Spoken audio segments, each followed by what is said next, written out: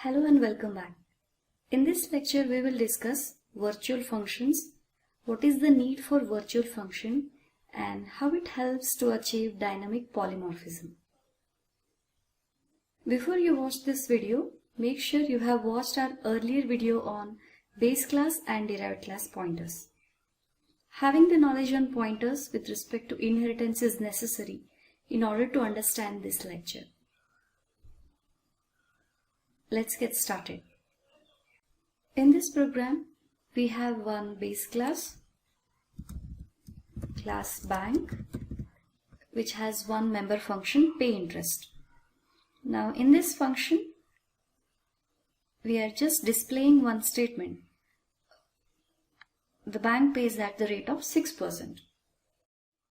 Then there is derived class, which derives from the above bank class.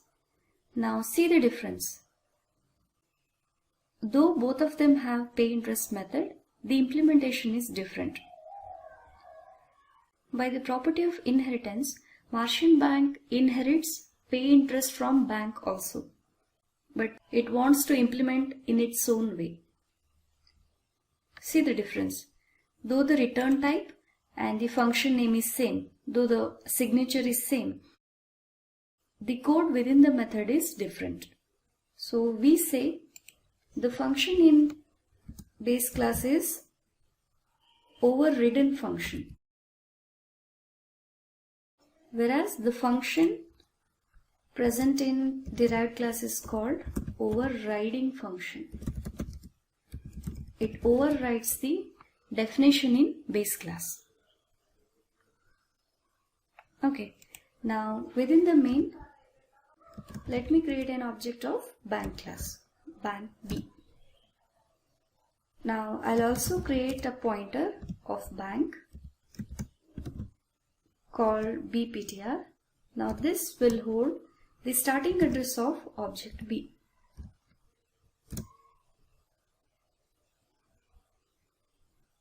Using the same pointer, I want to invoke the function pay interest.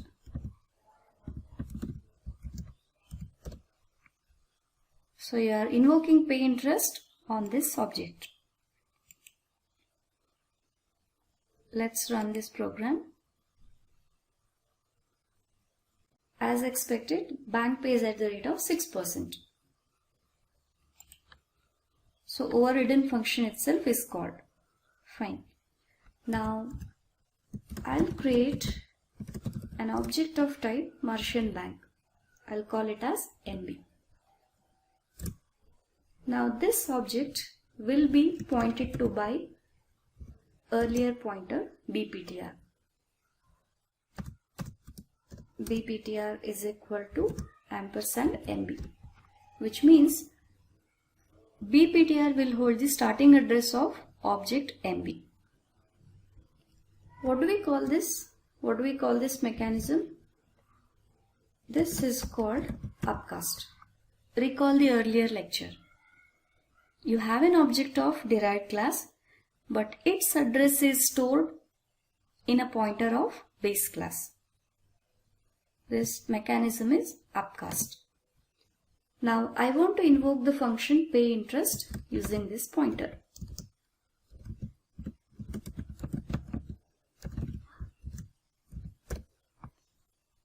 Essentially, you want to invoke pay interest on MB object.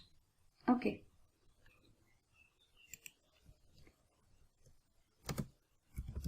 Let us write a statement to know where the pointer is pointing at. In the first case, bptr is pointing at base class object, whereas in second case, it is pointing at derived class, which is Martian bank in this case. What output do you expect? You are invoking pay interest on MB object. So obviously you want the output from overriding function. So you should get a message, Martian bank pays at the rate of 8%. Let's verify. Pointer is pointing at base class and you got 6%. Fine, that's what we expected. Now look at the second output. Pointer is pointing at derived class object, but still it is displaying the output of base class function. This is not what we expected.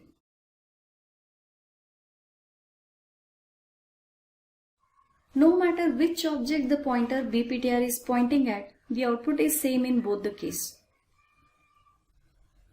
Even when the pointer is pointing at derived class, the overridden function in bank is being called. However, we want the overriding function in Martian bank class to be invoked. So what is the solution?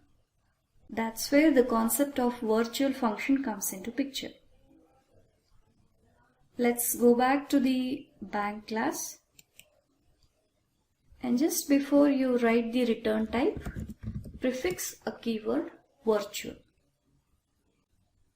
That's all. Now this function is called a virtual function. You have a function which is being overridden in derived class, and if you attach the keyword virtual to the overridden function, it is called virtual function. Now let's re-execute the code and see if any difference is made by the virtual keyword. Yes, now the statement is correct. MB object belonged to Martian bank. So the statement should have been as per the definition in Martian bank class. 8% interest. Fine. So how did this happen? You have made the pay interest method as virtual. Now you are invoking pay interest function on Martian bank object, which is MB. Even though the object is being pointed by bank pointer, C++ decides to invoke function defined in Martian bank. In this case, the pointer type doesn't matter at all because the function in base class has been made virtual.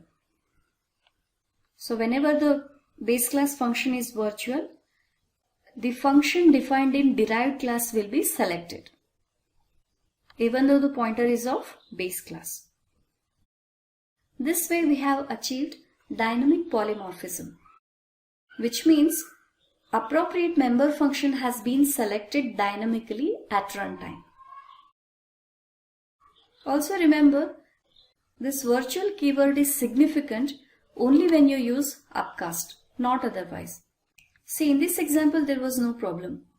Both the pointer and also the object belong to the same class. There was no clash among the method. There is only one method and the same will be invoked.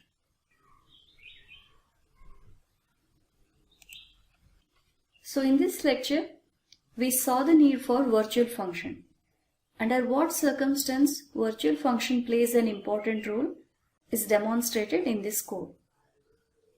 Virtual function helps us to achieve dynamic polymorphism.